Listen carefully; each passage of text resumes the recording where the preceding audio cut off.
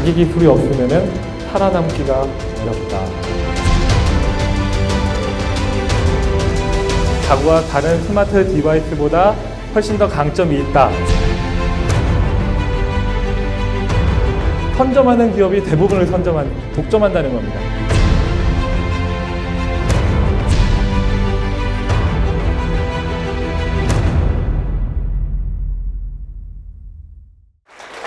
네, 감사합니다. 네, 금일 4차 산업혁명 대응 방안에 대해 발표하게 된 우드스 한준희 대표라고 합니다.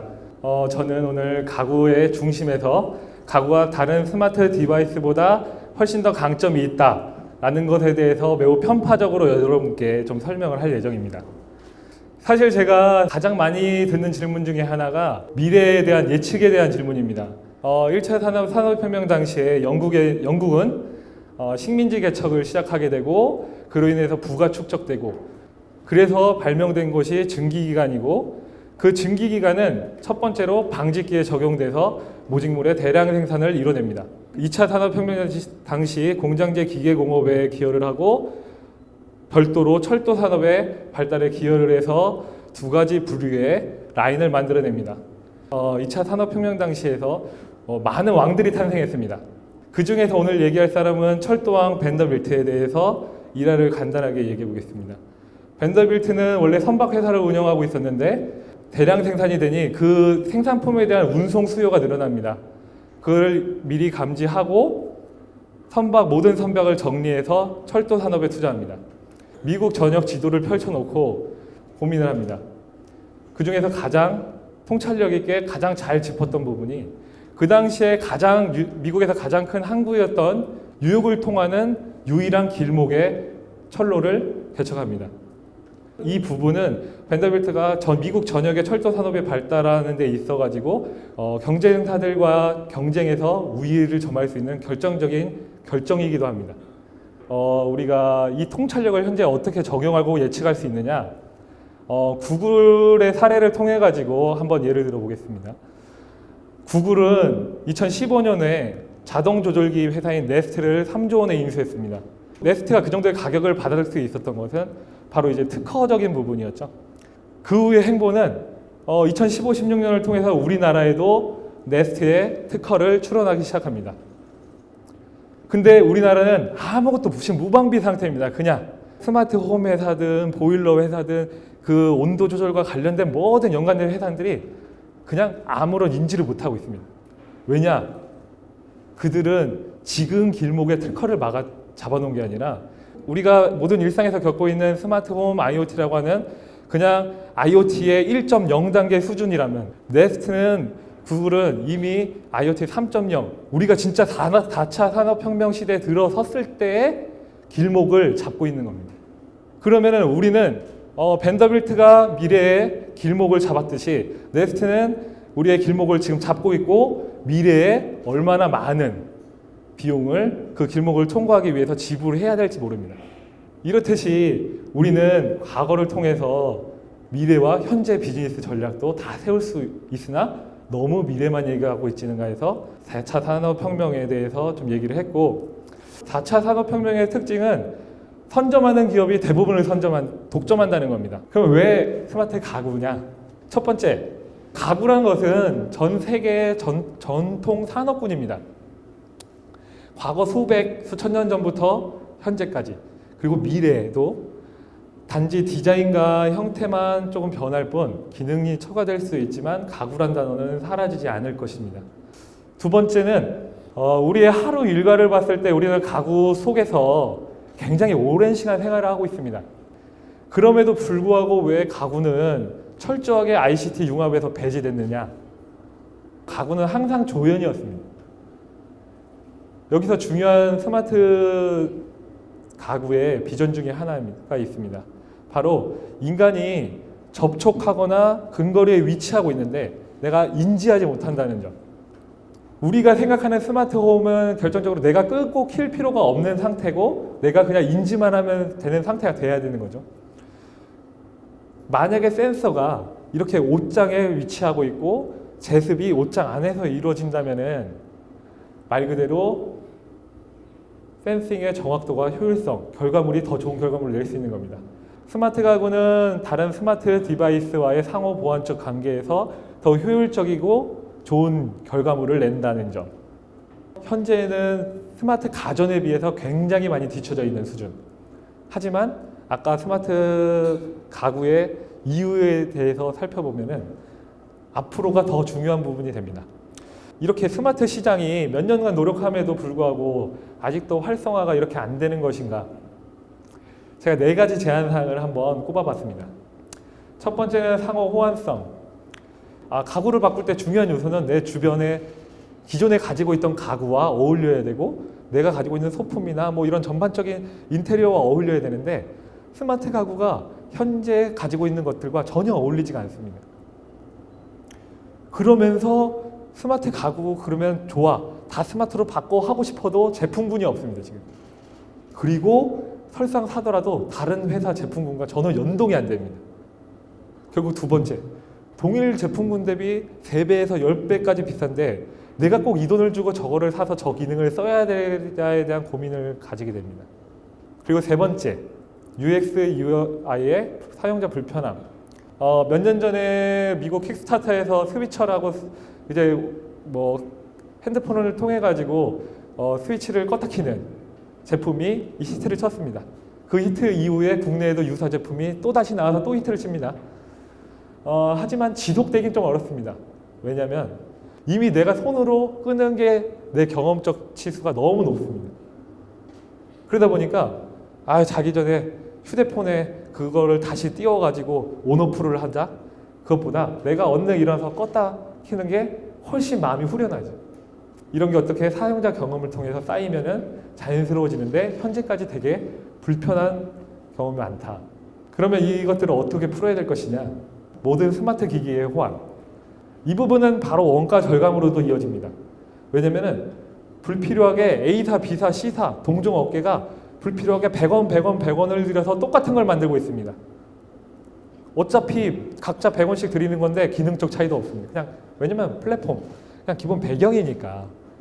아까 얘기했던 UI, UX적인 측면에서 사용자가 좀 편리하게 쓸 수 있도록 우리가 글로벌 회사와 경쟁해야 되는데 우리는 우리나라 회사들, 국내 기업들끼리 경쟁하기 바빠서 네 거 안 주고 내 거 안 주고 있는 상태. 자, 그런 형태의 비즈니스 가지고는 우리나라는 소비자들한테 환경 적응을 시킬 수 없다. 글로벌 기업들이 작년에 해서 이슈가 되는 것들입니다. 협업이죠. 아마존 에코와 MS 인보크가 작년에 협업을 했습니다. 그래서 알렉사 기능들을 MS가 사용할 수 있고 알렉사는 MS 제품들에 대해서 알렉사가 연동돼서 제품을 컨트롤할 수 있게 됩니다.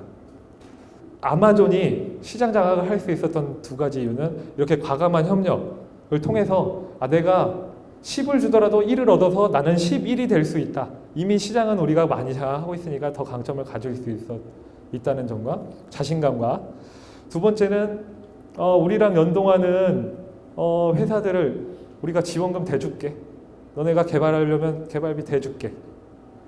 해서 펀딩을 조성해서 우리가 흔히 아는 올해 2018 CES에서도 그렇고 2017 CES에도 그렇고 실제 아마존은 참가를 하지 않았지만 거기 대부분의 IoT 제품들은 알렉사를 계속 외쳤습니다. 그래서 숨은 승리자가 되었죠.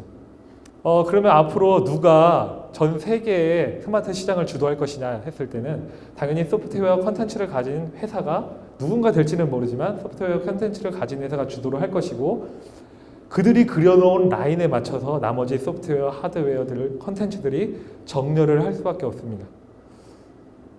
그러면은 여러분들의 질문이 하나가 생겨야 됩니다. 가구는 제조 아니냐?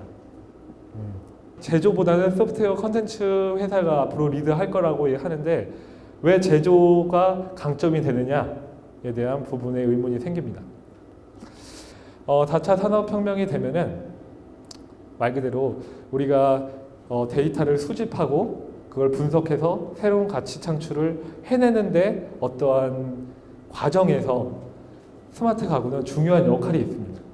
가구는 이렇게 빅데이터를 수집하는 과정과 현장에서 분석도 할 수 있고 다시 그 데이터를 보내서 현재 이슈가 되고 있는 인공지능 같은 경우에도 빅데이터가 기반이 없으면 더 효율적인 인공지능에 대한 성능을 발휘하기 어렵겠죠. 인공지능을 통해서 뭔가 새로운 가치 창출을 해냈는데 그거를 또 어떻게 줄 거냐? 다시 한번 인간과 근거리에 있거나 접촉하고 있는 가구해 줄 거냐?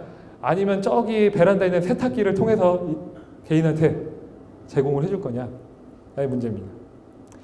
차후에 제가 조금 더 미래가 되겠지만 내 위치 기반을 가지고 내 모든 결제 내역과 모든 것들이 다 데이터로 기록이 되고 내 의자에 앉는 습관 모든 것들이 다 기록되고 내가 미용실을 가서 파마를 자주 하는지 염색을 하는지 네일을 얼마나 자주 받는지 다 기록이 된 모든 데이터들이 종합돼서 내가 미용실에 딱 의자에 앉았을 때 미용실 화장대에서는 나를 위한 맞춤 콘텐츠가 제공될 겁니다.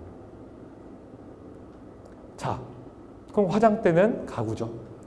자, 이렇기 때문에 이런 콘텐츠와 소프트웨어가 개발됨에 따라서도 이 가구는 막강한 강점을 가지고 있다. 그러면은 이런 가구를 가지고 스마트 시장에서도 마찬가지로 실패 없이 최대한 성공을 도출해야 되기 때문에 어떻게 보면은 과거에 대한 교훈을 한번 짚고 그 다음에 미래를 한번 보여드리고자 합니다. 국내 비즈니스 전략 실패 사례로 인공지능 스피커를 뽑았습니다. 이걸 뽑은 이유는 여기 나와 있지 않은 바로 이 지점이 문제가 있습니다. 우리나라의 문제. 2013년도 이제 우리가 한참 4차 산업혁명을 열심히 얘기하던 초기에 우리는 2013년도 때 VR, 인공지능, 3D 프린터 요 세 가지 키워드를 가지게 됩니다. 그 세 가지 키워드 중에 우리는 3D 프린터를 선택했죠. 만약에 그 당시에 우리나라가 조금씩이라도 우리가 인공지능, VR, 3D 프린터 세 가지에 대해서 고루 투자하면서 너희들에게 지원을 해주겠다. 그러면은 사람들이 다양하게 내가 하고 싶은 걸 지원하겠죠. 4차 산업혁명은 이렇게 먼저 시작하면은 그냥 독점합니다. 지금 2017년부터 시작한 우리나라 대부분의 기업들은 따라갈 엄두를 낼 수가 없습니다. 자, 얼마나 차이가 심하냐? 지금 보시다시피 제품군입니다. 아마존의 제품군, 구글의 제품군. 그냥 우리나라는 그냥 이거 하나씩 있다고 생각하시면 됩니다. 그냥 아마존 같은 경우에 지금 이 순간에도 5,000명의 인력이 그냥 제품 개발에만 매달려서 하고 있습니다. 이번 2018 CES에서 자기네들은 25,000가지의 스킬을 할 수 있다고 합니다. 그리고 그 CES에서 나왔던 앞서가는 스마트 기기들과도 다 연동이 됩니다. 우리는 시간 문제입니다. 저 카카오 미니, 웨이브, 지니 이런 것들이 사라지는 것은 아마존이나 구글이 한글 버전을 언제 내놓느냐 이들은 잠식될 가능성이 높습니다. 두 번째는 국내 비즈니스 실패 사례 중에 교훈은 가구업계입니다. 가구업계에서 보시면 알겠지만 아까 말씀드렸던 매직 미러를 내놨습니다. 하지만 얼마 안 돼서 에먼스 등 가구업계가 시작한 IoT 매직 미러 판매 중단. 여기서 교훈 중에 하나는 이 표면적인 부분에 있는 것이 아니라 왜 동시에 판매 중단이 됐느냐에 대한 문제입니다. 똑같은 제품입니다. 판매 실적 안 좋아서 나 더 이상 업데이트 안 해. 방법이 없는 거죠. 차기의 4차 산업혁명에서 자기 기술이 없으면 살아남기가 어렵다. 그러면 이제 스마트 퍼니처가 그래 왜 중요한지도 알았고 강점이 뭔지도 알았다. 미래는 어떤 모습일까? 자, 각자 자리에 쾌적한 온도를 보여주고 수면 관리를 지속적으로 해주고 책상에서도 화상 채팅뿐만 아니라 굉장히 모션 센서를 이용한 다양한 활동들 식탁에서도 요리에 대한 다양한 정보들도 볼 수 있고 휴대폰 충전도 가능합니다. 앞으로는 화장대나 옷장에서 여러분들께 다양한 컨텐츠들을 제공하면서 내가 가진 옷들을 입어보는 모습도 보고 추천, 의상도 받을 수 있을 것입니다. 피자헛도 나중에는 이렇게 주문을 할 날이 오겠죠. 자, 잠들면 모든 게 오픈돼서 이렇게 하루의 삶이 안락하게 이루어질 수 있겠죠.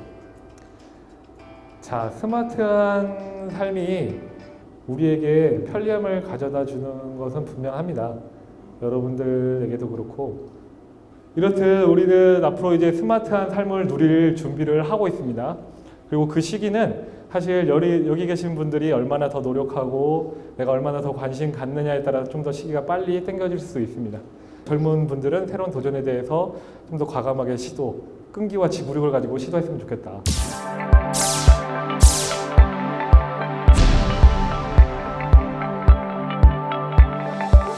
큰 범위에서 스마트 시티를 구성하는 것 자체가 지금 블록체인과 연계돼서 해외는 작업을 하고 있고 나중에 그렇게 이제 본격적인 4차 산업혁명 시대가 도래되면은 아시다시피 블록체인 같은 경우에는 해킹하기가 굉장히 어렵기 때문에 그런 것들이 앞으로 계속 보완되면서 개인정보 저희 스마트 가구뿐만 아니라 모든 스마트 기기에 대한 보완이 되지 않을까 생각됩니다.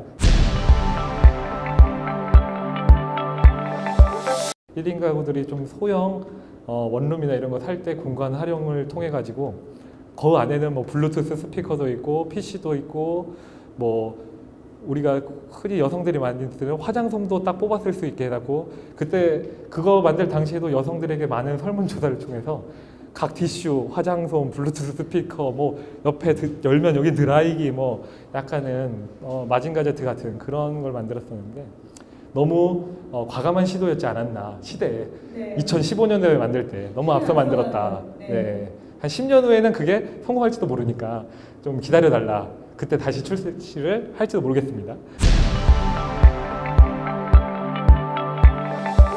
침대가 저희가 한 2년 전에 나왔던 얘기가 스마트 침대를 만들자 해서 노인분들이 이렇게 침대 주변에서 생활하고 누워서 잘 때 혹시나 심장박동수나 다른 혈압이나 이런 것들에 체크를 상시하고 있다가 이상이 생겼을 때 즉각적으로 그 담당 주치의나 병원 그 보호자한테 알림이 가고 그걸에서 그 간호사가 와서 체크를 한번 해볼 수 있는 약간 이런 형태로 조금 더 관리 시스템들이 강화될 거라고 생각합니다.